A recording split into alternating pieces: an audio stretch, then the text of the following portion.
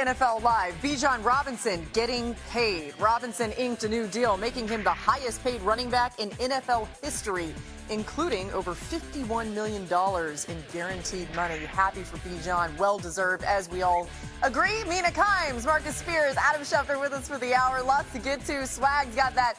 Oh, is that paper? Is that bread? What is that? What do you make of the deal? Well, you know what time it is. When it's time to get paid, it's time for me to talk about getting that bag. This is the 3-yard run by Bijan Robinson, and you can see the money fall. The bag is on the balloon, and he gonna burst that balloon. But I saved something special for y'all. Look who waiting on him. Thank you. That's Jahmyr Gibbs, who's probably gonna get paid next. That's what I'm talking about, running backs. They tried to put you out, but they can't. Yeah, I love it. The Falcons, by the way, have now given big extensions to 4 of their key starters on offense, including Drake London, Kyle Pitts, and Matthew Bergeron. Let's keep the money coming down. We'll see if it'll land on some of us. All right, Adam, how did this deal come together? Listen, they've been talking, and there have been a stint. Bijan Robinson not practicing in the early part of camp, and there being essentially a hold-in. But the sides continued to talk, and Bijan wanted to get back on the football field. And when they put together a deal that maxed out at $75 million, essentially it's a $22.25 million base salary per year on the 3 years of the extension, Bijan knew that it was time to take the deal and to get back to practice. The deal does make him the highest paid running back in NFL history. It does give him $51 million in guaranteed money. The Falcons went about as far as they were going to go on the deal. They were able to bridge their differences here over the course of the past 12 or so hours that resulted in him signing and setting the table, as Marcus mentioned, for a potential Jahmyr Gibbs deal in Detroit and a potential Jonathan Taylor deal in Indianapolis. All right, so we'll look out for those. I was at Falcons camp recently, and it was killing Bijan to sit out. He's got to be so excited, not only for the deal, but to get back on the field with the team. Now, he's not the only player signing a new deal today. What's going on in Baltimore, Shefty? Zay Flowers gets a new deal done with the Baltimore Ravens, a 4-year, $140 million extension, averaging $35 million a year, $108 million in guaranteed money. And the interesting part here is that Zay Flowers had been out at practice, but Baltimore and Zay Flowers have been going back and forth. And again, it gets to the certain point where the deal averages $35 million per year. Zay Flowers is one of the highest paid wide receivers in the game. At a certain point, you just sign the deal and you get it done. And that's what Zay Flowers did today. I'm sure there are other receivers across the league that took notice. Maybe Puka Nacua in Los Angeles, maybe George Pickens in Dallas. But the wide receiver salaries are rising. Running back salaries are rising. There's more revenue across the league. And obviously, some of it is filtering down to the players, the great players at certain positions. Yeah, those receivers you mentioned, they're like, hey, if I have a great year, big payday coming my way, as we would expect. Now, more on Flowers in a couple. Let's turn our attention back to Bijan's deal here for a minute. Robinson, now the highest paid running back in NFL history on a per-year basis, breaking Saquon Barkley's record.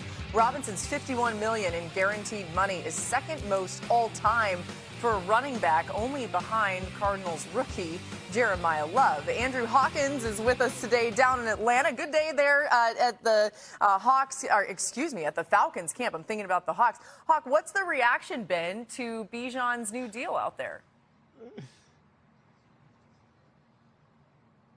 Everyone's all smiles. They're super excited for him. Talked to Kyle Pitts, talked to Drake London.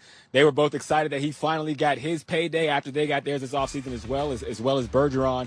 Early on, when he came out to practice, he dapped up every single offensive lineman. Now, I don't know if that's standard, if he does that every practice, but him being out here, he was excited to get a little bit of action. And every offensive lineman, again, they dapped up, they embraced, gave him congratulations. So I think that bodes well for the chemistry that will happen in the run game with Bijan Robinson under contract. I like this. Hawk is a reporter. This is good stuff. You can do it all, Hawk. We appreciate you for being out there today. Let's talk a little bit more about what you can do. Bijan, Kyle Pitts, Drake London, they're all locked in long-term down in Atlanta. So the question is, who will be under center in that offense? New on NFL Live, Hawk caught up with Tua Tagovailoa last hour. Take a listen. I view it as a competition. I understand he can't take some team reps right now. Because of what he's going through. But outside of that, he's still being able to compete in 7-on-7. He's still able to to go through some plays and whatnot in that sense. So competition is competition, regardless of where you go around this league. Everyone's good. Everyone's getting paid, regardless of what side of the ball you're on. And that's what it is. All right, so Hawk, you're out there. You've gotten to see and kind of get the vibe around Atlanta's camp today. How should the Falcons handle the quarterback situation? I mean, they got to let it be an open competition, but, you know, the big thing down here is that this really highly anticipated competition hasn't even taken off yet, right? With Michael Penix being restricted, you have Tua Tagovailoa managing flare-ups. A lot of the backups took most of the reps today, which is to be expected. When we did see them in the individual drills and early on in practice, they both look great. They're approaching the competition from a healthy point of view, as you heard from Tua, but the reality is them being healthy is more important than anything. And I think right now Tua has the upper hand just by virtue of how he looked in the offseason. He'll get the majority of the reps when his flare-up is kind of more manageable. But, yeah, they're going to need both of these quarterbacks to be healthy in order to get a really, really clear view of who should be their guy, Laura. And I do like being a reporter here. So, yeah. Andrew Hawkins live from Falcons camp, ESPN. Yes, thank you. He does not know. I do. Well, Hawk knows how much that means to me. You at home may not realize, but I appreciate you, Hawk. We're going to clip that off and save it forever. This is one of the more murky quarterback competitions. Fascinating to see how it all shakes out. Now, some more breaking news coming in from Atlanta. This from our Falcons reporter, Mark Raimondi. Jalen Carter was carted off, no air cast, his face in his palm as he left the field. Now, Walker, third on the team with 5.5 sacks last season as a rookie. Adam, it's no doubt how important he is to this defense. What more can you tell us about the extent of Walker's injury? The early indications are that it is a torn ACL, Laura, which would be devastating news for Jalen Walker, for the Atlanta Falcons to lose a player that good this early. NFL Network has reported that the initial indications are that it is a torn ACL. There'll be additional testing that Jalen Walker has to go through, but that's not the news that anybody wants to hear, particularly on a day in Atlanta where they get the deal done with Bijan Robinson. They get him back on the practice field, and now you lose one of your best young players on the defensive side of the football to what looks like a torn ACL. Oh, man. I mean, you just hate to hear it for all the reasons, right? Jalen Walker, Mina, and this Falcons defense that really has some holes to fill in big spots. Now maybe a massive hole to fill. If this is a long-term injury, Mina, just how big a loss is this for Atlanta? This is massive, not just because Jalen Walker showed, I think, flashes of being an exciting young player last year, was going to, take a leap this year, needed to, but because they really needed him to generate a pass rush due to some of the players that they've lost and potential suspension for their rookie pass rusher last year, James Pierce Jr., who led the team in sacks. He potentially has a suspension related to a domestic violence arrest. Other players left. David Onyemata, defensive tackle, was quite good for them, gone. Caden Ellis, excellent blitzing linebacker, gone, back to New Orleans. And suddenly you look at a team that last year took this huge leap, going from 30th in adjusted sack rate to second. Finally, after Falcons fans had been begging for years, let's get after the quarterback. And now, who's getting after the quarterback? It's all very much in flux, Marcus. Yeah, Mina, you hit the point. I remember us being on the show talking about the Falcons needing to address the pass rush with a four-man rush without having to bring extra pressure. This team went 4-0 in the last 4 games of the season, beat the Rams at home. We were there for Monday night, and it was phenomenal. I mean, beat the Rams on the road. It was phenomenal to see this young team starting to kind of find their way, and now you deal with an injury to Jalen Walker. The unfortunate part about this for him is I had him as a sleeper to explode this year. If you look at his ability to pass rush, what he was doing off the edge, he was winning one-on-ones. That's what you want to see from young players getting those matchups in the league. It's just super unfortunate. He dealt with some injuries last year during training camp. In 4 games, he had 4 of those sacks that ended up being 5.5 on the season. So you could start to see the explosiveness. This is very, very unfortunate. There's a mixed bag now going on with the Atlanta Falcons. So many good things happening from an offensive standpoint, obviously trying to figure out this quarterback situation, but getting Bijan paid, understanding who they brought in. Kyle Pitts talked about the goals of this team. Stefanski being a new head coach as well. This is just very, very unfortunate for a Falcons team, especially in a division that I still feel like was up for grabs coming into this season. But to you lose a young budding pass rusher like this is devastating at this point for the Falcons trying to assert themselves in that NFC South. Adam, you have more to add on this too? Yeah, listen, I think when you look, well, what's interesting now is the NFC South has been rocked by injuries through the early part of training camp. We have the Falcons losing Jalen Walker, potentially to a torn ACL that he'll undergo more testing. The Saints lost their starting defensive tackle, Brian Brzee, to a torn ACL. The Carolina Panthers lost their young pass rusher, Nick Scouton, in the first hour of drills on the first day of camp. And so we've seen 3 NFC South teams all lose significant defensive players to potentially season-ending injuries, not the way you want to start training camp. Yeah, it's a good reminder of something to Adam's point that we hate to see, right? Let's get back to the other big contract handed out today in Baltimore. Zay Flowers now tied with Justin Jefferson as the 4th highest paid receiver in the NFL.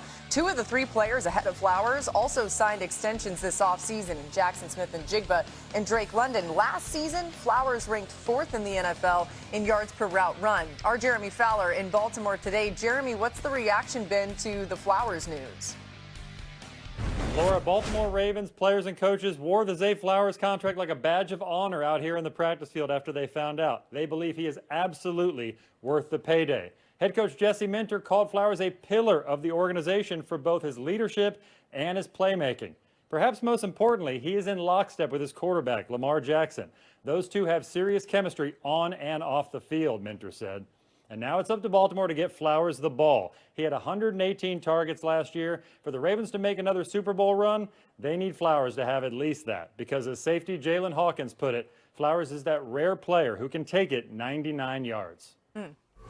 Yeah, that's on new OC Declan Doyle for sure. And Marcus, Lamar has sung the praises of Flowers for so long. But what do you make of the Flowers deal?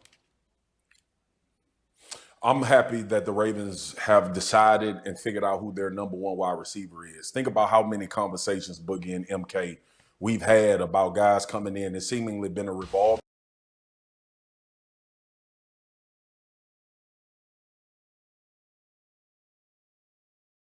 releases and space to operate in, and he's so shifty, so fast. The yards after the catch are there. So I do think while he is not your stereotypical number 1, he is Baltimore's number 1, and it makes sense that they paid him as such. Yeah, I saw him this offseason, and he was really excited for just like a fresh start with this offense and what he felt like he and Lamar could do together. It feels like now getting paid, he's got even more to prove.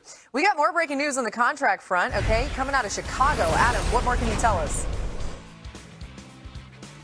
All right, the Bears have reached agreement with their right tackle, Darnell Wright, on a 4-year, $116 million contract, including $93 million guaranteed for Jeremy Fowler and Ian Rappaport. That is thought to be the highest guarantee given to an offensive lineman. The Bears lock in Darnell Wright in the latest big money extension that just got done a short time ago, Laura. You guys, between Wright, Flowers, and Robinson, $252 million in guaranteed money has been handed out today. Big day in the NFL, and there's going to be a lot more. We're just getting started on NFL Live. A.J. Brown expected to camp report and all things Bengals. Ben Baby covers the team and joins us now. Ben, how are the Bengals feeling about their new D tackle, Dexter Lawrence? Laura, the addition of Dexter Lawrence was the biggest one for the Bengals this offseason, and so far in training camp, he's had a big impact. After the first day of training camp, quarterback Joe Burrow talked about how difficult it was to be in that pocket with Lawrence causing a ton of pressure up the middle. And so far, as the Bengals have gotten into the padded portion of things, that has remained consistent. Earlier today, we talked to Bengals defensive coordinator Al Golden, and he said that Lawrence has been everything the Bengals thought he would be.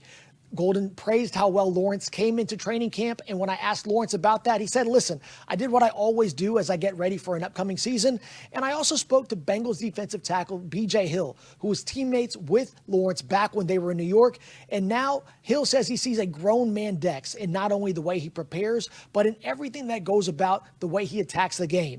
The Bengals feel like this defensive line can be a big position of strength, and with Lawrence wrecking the interior, they feel like that can be something they can lean on as they get into the rest of the season. I mean, no doubt about grown man, right? Marcus, how much does Lawrence's presence change things for that defense? Well, it's amazing what they did, Boogie. Look, I was hard on the Cincinnati Bengals for how they handled the Trey Hendrickson situation, but to add what they've added and the focal point obviously being Dexter Lawrence, I thought they did a phenomenal job of impacting this side of this football team. He's going to be a stalwart. We know how good he was from his days in the New York Giants.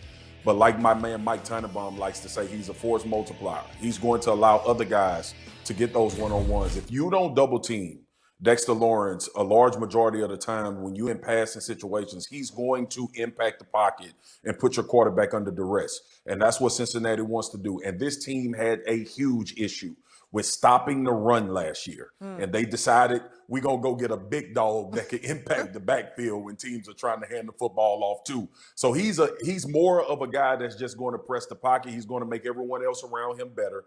And this team just has to be middle of the pack on defense. Not to mention they could be very good in order to have a chance to play for a Super Bowl with what that offense has shown us year in and year out. It all hinges on Joe Burrow's health, but they fixed a lot of what was wrong defensively with bringing in Dexter Lawrence and a couple other guys. I'm smelling a B&B coming our way on a Monday. Now, he's been on there before, but as a Bengal B&B. You better preach.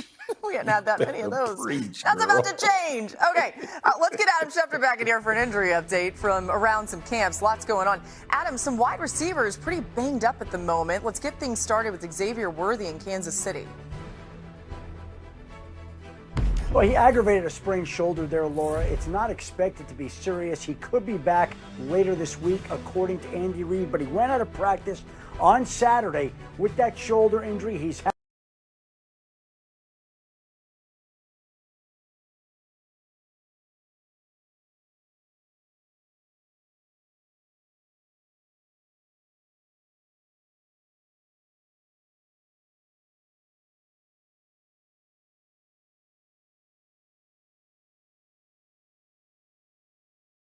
on his recovery progress. I think people are worried about, if I come back, I just feel like people should just be worried about, how I'm going to be when I come back. That's kind of like my mentality and how I feel and how I'm going to approach when I'm back is like people are worried about the knee. They should be worried about how I'm going to play when I get back. The anger, the frustration, the things that I'm going to have to let out because how long it's been since I played. Mina, when he's back, it sounds like he's going to be ready to prove something. What does that bring to that Packers D? Everything. They need Micah Parsons, maybe more so than any team needs any pass rusher in the NFL right now.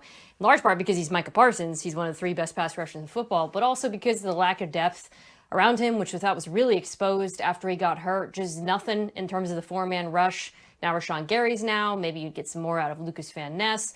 But their new defensive coordinator, Jonathan Gannon, wants to win by rushing with 4. Without Micah Parsons, it's candidly hard for me to see them doing that consistently. Yeah, it's going to be interesting to see Gannon focus back solely on defense, too. Adam Schefter back with us now. And Shefty, take us through the top stories, starting with a new deal today for Bijan Robinson. Well, that was the big headline that started the day today, Laura. The Atlanta Falcons give Bijan Robinson a 3-year extension worth up to $75 million that now makes him the highest paid running back in NFL history, and it sets the table and benchmarks for the Lions to potentially do a deal for Jahmyr Gibbs and the Colts to do one for Jonathan Taylor. But not all the news in Atlanta good. Their young standout edge rusher, Jalen Walker, was carted off the field today with what is thought to be a torn ACL. He'll undergo additional testing to confirm the injury, but that is the early word, which is a terrible setback for him and this team. You hate to see injuries this early in camp. Meanwhile, the Baltimore Ravens gave Zay Flowers a 4-year, $140 million extension that includes $108 million in guaranteed money. The two sides have been talking about a new deal from the past few weeks. They get that done today with Flowers signing that deal that makes him one of the highest paid wide receivers in the league. Surely that deal will get some attention across the league, as will the deal that the Bears just gave out to their offensive tackle, Darnell Wright, a 4-year, $116 million extension that includes $93 million in guaranteed money that locks up Darnell Wright. The Bears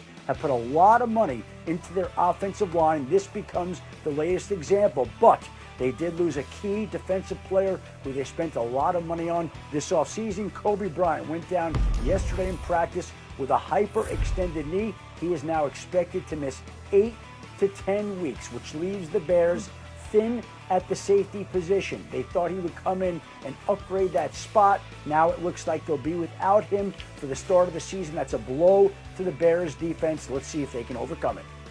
Yeah, Adam, to your point, he was expected to really be a centerpiece to that Bears revamped secondary. They also drafted Oregon safety Dylan Thieneman in the first round after losing multiple starters in free agency. Jalen Johnson and Kyler Gordon returned to lead the Bears cornerback room, though Gordon currently on the PUP list with a lingering calf injury. So, when you think about all that and just what we expected to see out of Bryant, just how big a deal is this injury? It's a really big deal. Large part because the secondary, in my mind, supposed to be the strength of this Bears defense. They have a very good cornerback group. I like Dylan Thieneman, the kid they drafted out of Oregon this year. I like him a lot better when he gets to play next to a veteran safety like Kobe Bryant, who was really good in Seattle. But the pass rush, they didn't really add to it. I think a lot of folks were surprised by that for whatever reason. Free agents, the prices wasn't right, the draft didn't shake out, and it was quite lacking last season. So this was a team, Marcus, that was going to have to lean really heavily on that secondary to buy them time for pressure to get home. Now you take out what I think was a pretty key player, and this isn't a pass rush, I think, that's going to compensate for that. You know what I mean? Yeah. MK, you're absolutely right. One of those units have to be really good for the other one to thrive. And the beauty is when you get both of them working together. Take the place that Kobe Bryant came from in Seattle. You had front, middle, and back, all playing at a very high level, led to a Super Bowl. But, you look at this Bears team who thrived off turnovers last year. We saw some games where defensively they had a lot of issues come to the forefront. He was a really good safety for this team because he is a box tackler as well, an open field tackler as well. As he continued to grow his game on the back end with taking the football away, Mike McDonald did a phenomenal job finding spots for all of those guys in Seattle. They expected him, like we said off the top, to be a big part. Now you're going to have to figure out how to create this pressure. Dennis Allen did a phenomenal job last year in the playoffs just trying to compensate, find ways to get this defense to make plays. They will not be in good graces by losing players of this caliber, but hopefully they can find their way to step up until he returns, and hopefully he can give them that boost that they want in the secondary. Hey, you mentioned those league-high 33 takeaways. They also, though, allowed the fourth most yards per play in the NFL. You got to think some of those takeaways may not happen. That was a big number from takeaway standpoint based on the way the defense is functioning in general. Okay, new on NFL Live. How about this? Jeffrey Simmons threw a punch at today's practice, spent the day working on the side after he did that with a strength coach. Marcus, the big fella's out there getting a little feisty, and then he's like, all right, I think I'm going to go to the side here and cool off a little bit. You okay with some of this activity at camp? I'm fine with it. Sometimes it's a way to rest your legs too. Listen, mission accomplished, Jason. Look, the thing is, like, I'm gonna tell y'all, I'm gonna let y'all in on a little secret. When we was in the league, sometimes when those dog days of camp set in, and I know they not there yet because it's early in camp, but you would go out and say, hey man, we're gonna start a fight today. And hopefully coach either cuts this period out of practice or he light everybody up. So I hate that I had to let this out. I hope no coaches take this and run with it. But sometimes you got to throw a damn punch to go get some rest on the sideline, man. Who was the cowboy? Secrets. Right. Who was the cowboy that was doing that when you were playing, Swag? Who was out there throwing punches trying to get a break? It was all of us. But we had a guy named Jay Ratliff that would lead the charge. And anytime he had that plan, everybody else was ready to rock too. Okay, so the next time I'm just not feeling it on this show, which never happens, I'm going to punch one of y'all, and then we'll say, all right, that's it. We're done. Just steal off on somebody, Boogie. It's going to be Dan. Still to come, John Harbaugh has already received praise from his players, and someone here thinks the bar has been raised in the Meadowlands. Stick around to find out who. That's next. I'm just kidding, guys. No violence on the show. Okay. All right, over the last 3 years, the Giants 13-38 and have not played a single game with a winning record. The only other team to never have a winning record in that span is Tennessee. Since winning Super Bowl 46, the Giants have won just one 10-win season, tied with the Jets for the fewest in the NFL in that span. So hope springs eternal, though, right? Marcus, we heard the players talking about Harbaugh there. Can a coach really change things that quickly? Yes, they can. And I think the stability that this team has been looking for since Tom Coughlin is there. And John Harbaugh is a really, really good football coach. I was there. I had a cup of coffee with the Baltimore Ravens. I have a ton of respect for what he does at setting a culture and being a head coach before Ozzie Newsome cut my sorry ass and it was time for me to go. But I really enjoyed my time with him. I think he's going to do a lot for these young players. He's a former Super Bowl champion. He always is around the playoffs and going deep into the playoffs. And these young guys kind of need someone that can stand up in front of the room that gives you that belief that they know the way. And if you listen and you pay attention and you try to execute at the level in which John is going to expect them to, they will have a chance to be there in this division and have a chance to win football games. You got to get Jackson Dart to stop trying to bang his head against a brick wall. I know that's going to be difficult because that's the way he plays football. But ultimately, this team should benefit in a major way from having John Harbaugh, and that's why he was such a hot commodity when he was let go from the Baltimore Ravens by a bunch of organizations. I mean, a lot of buzz about the Giants' offense with their young playmakers. Good to see Malik Neighbors has been back out there. Seems like he's healthier. It feels like we've heard less, though, about this defense in New York. What do you make of that unit? I think they should be improved, even with the loss of Dexter Lawrence, and that is a massive loss, literally a massive loss. But they did a few things I loved, one of which was to shore up the linebacker position, which is something, by the way, John Harbaugh knows the importance of, having good linebacker play coming from Baltimore. It was such a weakness for them last year, and a big part of why they were abysmal in run defense. The Giants have really, really talented pass rushers, but they're not big. Brian Burns, Abdul Carter, they need to be protected by linebackers. And now you go get Tremaine Edmonds, huge. Arvo Reese, very good tackler. I think that should help shore up the run defense, which was really like the failing of that defense last year. The pass rush was great. The problem was can't rush the passer if you can't stop the run. So I do think that they're going to do much better at stopping the run this year, and that'll create opportunities for that pass rush, Marcus. And MK, as you talk about that defense, you look at that linebacker core. The one thing Harbaugh has been known for, too, wanting with his defense is speed. And all of those linebackers can run. They can get sideline to sideline. How fast they diagnose, how fast they get to the football is going to be paramount. But when you start talking about athletes that can move around in space, that can find the football and how they will probably swarm because that's the culture that he's setting, this defense should be markedly improved. Now, they have some offenses that they're going to have to deal with. They're going to have to deal with Dak and George Pickens and obviously CeeDee Lamb and Saquon Barkley. We'll see what this new offense is in Philadelphia and if Jaden Daniels is healthy as well. So you better have something you bring into the party on that side of the football with dealing with these quarterbacks and offenses that you're going to have to face. Yeah, last year, Abdul Carter, Brian Burns, the only pair of teammates to both rank in the top 10 in total pressures. But to y'all's points, I think Abdul Carter may have a breakout year, too. We've seen that talent on display, and there's a lot more I think he can give. Time for one more thing before we go, you guys. Today, we head to Arizona for a weather report from the Cardinals rookies. Check this out. What's the green stuff? Oh, the green stuff, that's rain. Oh, rain. Yeah, we don't see too much of it around here. Ain't no rain out here. The low 86, the high 108. That's right. Stay in the house. When you come outside, you better make sure you wear sunscreen, but that don't do no justice for you neither. What that is down there? That Mexico down there? Yeah, then it's coming up from Mexico, coming up through Phoenix, all the way through Flagstaff. Make sure you guys take care of your skin and umbrellas, and yeah, thank y'all so much. Back to you. Back to you.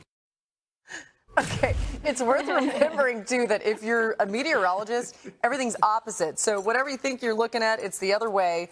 I actually thought I wanted to do that, and then I ended up doing this instead. I think I chose right for myself. Mina, who do you think would be the best meteorologist on our group, like in our NFL Live crew? Out of our crew? Marcus is very weather sensitive. Yes. We actually, both of us hate being cold. So. And then who would be the worst, Swag? We a couple babies. I think we all know. Oh, Dan. Obviously Sorry, Dan Dan. would be the worst. Yeah, I mean, it's just, he would be like those rookies were because they were awful. But they did give good advice. Stay inside when it's 100. Stay inside. It's too dang hot. Good advice. Okay, we appreciate everybody